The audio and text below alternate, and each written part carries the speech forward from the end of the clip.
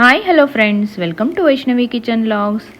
ನನ್ನ ಇವತ್ತಿನ ರೆಸಿಪಿ ಒಂದು ಸಿಂಪಲ್ಲಾಗಿ ಬೇಗ ಒಂದು ಟೇಸ್ಟಿಯಾಗಿ ರೈಸ್ ಬಾತ್ ಅಂತಲೇ ಹೇಳ್ಬೋದು, ಅಥವಾ ಮಸಾಲ ಚಿತ್ರಾನ್ನ ಅಂತಲೇ ಹೇಳ್ಬೋದು. ಸೂಪರ್ ಆಗಿರುತ್ತೆ ಫ್ರೆಂಡ್ಸ್, ತುಂಬ ಅಂದರೆ ತುಂಬ ಚೆನ್ನಾಗಿರುತ್ತೆ ಟೇಸ್ಟು. ನಾನಂತೂ ಬೇಜಾರಾದಾಗ ಇದೇ ಥರ ಮಾಡಿಕೊಂಡು ತಿನ್ನೋದು. ಬನ್ನಿ ಹಂಗಿಂದರೆ ನಿಮಗೆಲ್ಲ ತೋರಿಸ್ಕೊಡ್ತೀನಿ ಇವತ್ತು ಹೆಂಗೆ ಮಾಡೋದು ಅಂತ ಹೇಳಿ. ಇದಕ್ಕೀಗ ಸಿಂಪಲ್ ಇಂಗ್ರೀಡಿಯೆಂಟ್ನ ತೊಗೊಂಡು ಸೂಪರ್ ಟೇಸ್ಟಿಯಾಗಿ ಹೆಂಗೆ ಮಾಡ್ಕೊಳ್ಳೋದು ಅಂತ ತೋರಿಸ್ತೀನಿ ರೀ. ಇವಾಗ ನೋಡಿರಿ, ಒಂದು 2 ಉಳ್ಳಾಗಡ್ಡಿ, ಒಂದು 2 ಟೊಮೆಟೊ, ಸ್ವಲ್ಪ ಪುದೀನ, ಕೊತ್ತಂಬರಿ ಮತ್ತು ಇಲ್ಲಿ ಹಸಿ ಖಾರ. ಪುದೀನ ನೋಡಿರಿ ಟೋಟಲಿ ಆಪ್ಷನಲ್ಲು, ಇದ್ದರೆ ಹಾಕ್ರಿ, ಇಲ್ಲ ಅಂದರೆ ಸ್ಕಿಪ್ ಮಾಡಿ ಫ್ರೆಂಡ್ಸ್. ಇವಾಗ ಒಂದು ಪಾತ್ರೆ ಇಟ್ಕೊಂಡೇನಿ ರೀ, ಅದಕ್ಕೆ ನಾನು ಜೀರಿಗೆ ಮತ್ತು ಸಾಸಿವೆ ಹಾಕ್ಕೊಳಕತ್ತೀನಿ. ಸಾಸಿವೆ ಜೀರಿಗೆ ಚಟಪಟ ಅಂದಮೇಲೆ ನೋಡಿರಿ, ಇವಾಗ ನಾನು ಉಳ್ಕಿದ್ದೆಲ್ಲ ಹೆಚ್ಚಿಟ್ಕೊಂಡಿದ್ನಲ್ರಿ ಆಗಲೇ ಉಳ್ಳಾಗಡ್ಡಿ ಟೊಮೆಟೊ, ಅದನ್ನೆಲ್ಲ ಈಗ ಸ್ಟೆಪ್ ಬೈ ಸ್ಟೆಪ್ ಹಾಕೋದನ್ನು ಹೇಳ್ಕೊಡ್ತೀನಿ ರೀ ನಾನಿವಾಗ. ನೋಡಿರಿ ಆಲ್ಮೋಸ್ಟ್ ಸಾಸಿವೆ ಜೀರಿಗೆ ಚಟಪಟ ಅಂದವು. ಇವಾಗ ನಾನು ಉಳ್ಳಾಗಡ್ಡಿ ಹಾಕ್ಕೊಳತ್ತೀನಿ ರೀ. ಉಳ್ಳಾಗಡ್ಡಿ ಒಂದು 2 ಮೀಡಿಯಮ್ ಸೈಜ್ ಒಂದು 2 ಉಳ್ಳಾಗಡ್ಡಿನ ಈ ಥರ ಹೆಚ್ಚಿ ಇಟ್ಕೊಂಡೇನಿ.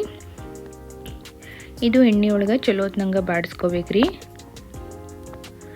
ಇವಾಗ ನೋಡಿರಿ, ಈ ಬ್ಯಾಚುಲರ್ಸಿಗೆಲ್ಲ ಒಂದು ಒಳ್ಳೆ ರೆಸಿಪಿ ಅಂತಲೇ ಹೇಳ್ಬೋದು.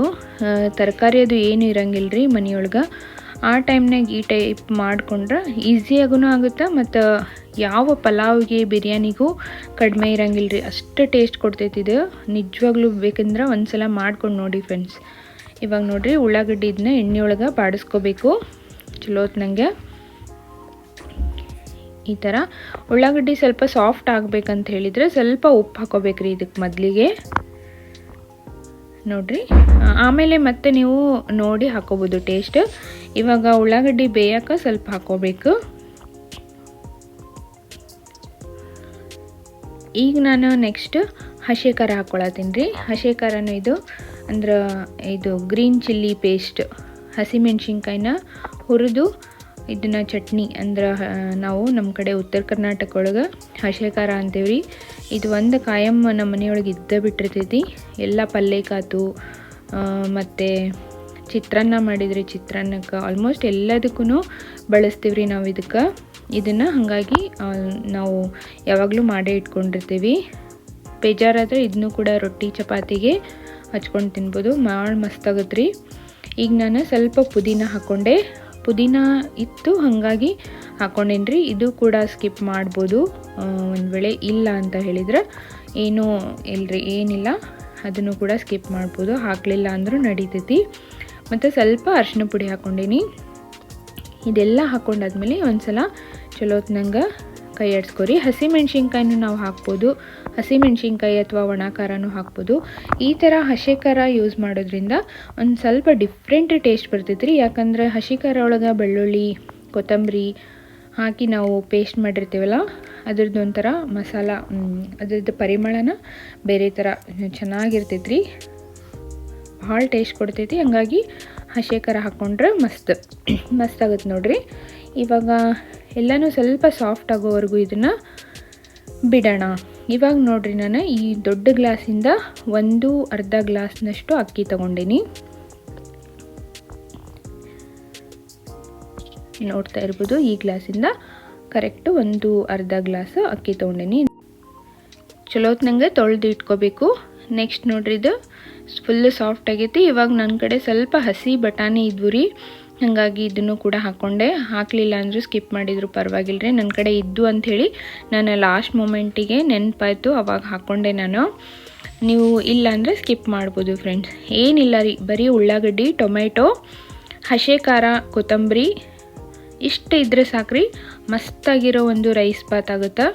ನಮ್ಮ ಮನೆಯೊಳಗೆ ಏನು ತರಕಾರಿ ಇಲ್ಲ ಅಂದರೂ ಇದೊಂದು ಟೇಸ್ಟಿಯಾಗಿ ರೈಸ್ ಮಾಡ್ಕೋಬೋದು ರೀ ನಾವು. ಇವಾಗ ನೋಡಿರಿ, ನಾನು ಅಕ್ಕಿ ಆವಾಗಲೇ ತೊಗೊಂಡಿದ್ನಲ್ರಿ ಅರ್ಧ ಗ್ಲಾಸ್, ಅದನ್ನು ಇವಾಗ ಒಂದು 2-3 ಸರಿ ತೊಳ್ಕೊಂಡು ಕ್ಲೀನಾಗಿ ತೊಳೆದು ಇಟ್ಕೊಂಡೇನಿ ರೀ ಸೈಡಿಗೆ. ಇದು ನೋಡಿರಿ, ಒಂದು ಸ್ವಲ್ಪ ಬೇಯಕ್ಕೆ ಇಟ್ಕೊಂಡಿದ್ದೆ ಮಸಾಲೆ. ಇವಾಗ ಆಲ್ಮೋಸ್ಟ್ ಸಾಫ್ಟಾಗಿ ಬಂದೈತಿ. ಇದಕ್ಕೀಗ ಕರೆಕ್ಟ್ ಅಳತೆಯೊಳಗೆ ನೀರು ಹಾಕ್ಕೊಳ್ಳೋದನ್ನು ಹೇಳ್ತೇನೆ ನಿಮ್ಗೆ.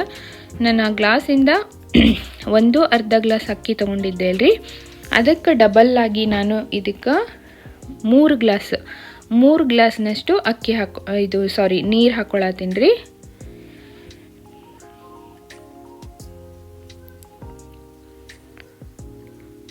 ಕರೆಕ್ಟಾಗಿ 3 ಗ್ಲಾಸ್ ನೀರು ಹಾಕ್ಕೋಬೇಕು. ಮತ್ತು ಇನ್ನೂ ಒಂದು ಏನು ಹೇಳಬೇಕಂದ್ರೆ ಫ್ರೆಂಡ್ಸ್, ನಾವೀಗ ಕುಕ್ಕರಲ್ಲಿ ಮಾಡ್ಕೊಳತ್ತಿಲ್ಲ, ಸಪ್ರೇಟಾಗಿ ಬೇರೆ ಪಾತ್ರೆ ಒಳಗೆ ಮಾಡ್ಕೊಳತ್ತೀವಿ. ಹಾಗಾಗಿ ನಾನಿಲ್ಲಿ ನೋಡ್ರಿ ಒಂದಿಷ್ಟು ಅರ್ಧ ಗ್ಲಾಸ್ಗಿಂತ ಮೇಲೆ ಎಕ್ಸ್ಟ್ರಾ ನೀರು ಹಾಕ್ಕೊಳತ್ತೀನಿ ರೀ.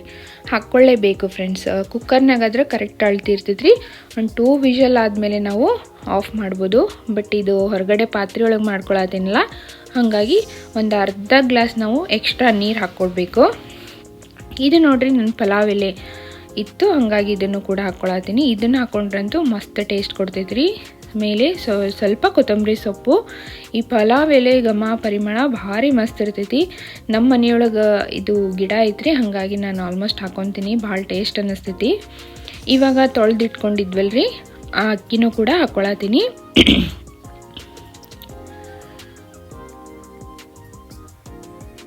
ಸ್ವಲ್ಪ ಕುದಿ ಹಿಡಿಬೇಕ್ರಿ ಇದು ನೀರು. ಕುದಿ ಹಿಡಿದ್ಮೇಲೆ ಅಕ್ಕಿ ಹಾಕ್ಕೋಬೇಕು ನೋಡ್ರಿ. ಇವಾಗ ಬ್ಯಾಚುಲರ್ಸ್ ಎಲ್ಲ ಇರ್ತಾರೆ, ಯಾವ ತರಕಾರಿನೂ ಇರಂಗಿಲ್ಲ ಮತ್ತು ಬೇಜಾರಾಗಿರ್ತೈತಿ. ಏನಾದರೂ ಒಂದು ಟೇಸ್ಟಿಯಾಗಿರೋ ರೈಸು ತಿನ್ಬೇಕನ್ನಿಸ್ತಿರ್ತೈತಿ. ಈ ರೈಸ್ ಮಾಡಿಕೊಂಡು ಒಗ್ಗರಣೆ ಮಾಡಿಕೊಂಡು ಆಮೇಲೆ ಕಲಿಸ್ಕೊಳೋಕ್ಕಿಂತ ಈ ಥರ ಒಂದು ಡಿಫ್ರೆಂಟಾಗಿ ಎಲ್ಲ ಒಗ್ಗರಣೆ ಹಾಕ್ಕೊಂಡು ಅದರಲ್ಲಿ ನೀರು ಹಾಕ್ಕೊಂಡು ರೈಸ್ ಹಾಕ್ಕೊಂಡು ಒಂದು ಸೂಪರಾಗಿರೋ ರೈಸ್ ಬಾತ್ ಈ ಥರ ಬೇಗ ಮತ್ತು ಈಸಿಯಾಗಿ ಮಾಡ್ಕೋಬೋದು. ಯಾವುದೇ ಕುಕ್ಕರ್ ಇಲ್ಲ ಅಂದರೂ ಕೂಡ ಆರಾಮಾಗಿ ಮಾಡ್ಕೋಬೋದು. ನಾನೀಗ ಅಳತೆ ಹೇಳಿದ್ನಲ್ರಿ, ಆ ಅಳತೆಯೊಳಗೆ ನೀರು ಹಾಕೊಂಡ್ಬಿಟ್ರೆ ಕರೆಕ್ಟ್ ಆಗಿಬಿಡ್ತೈತೆ ನೋಡ್ರಿ. ಈಗ ನೋಡಿರಿ ಸ್ವಲ್ಪ ಕುದಿ ಹಿಡ್ದೈತಿ. ಇದನ್ನೀಗ ಇನ್ನೊಂದು ಸಲ ನಾನು ಚಲೋ ಹೊತ್ನಂಗೆ ಕೈ ಆಡಿಸ್ಕೊಳತ್ತೀನಿ.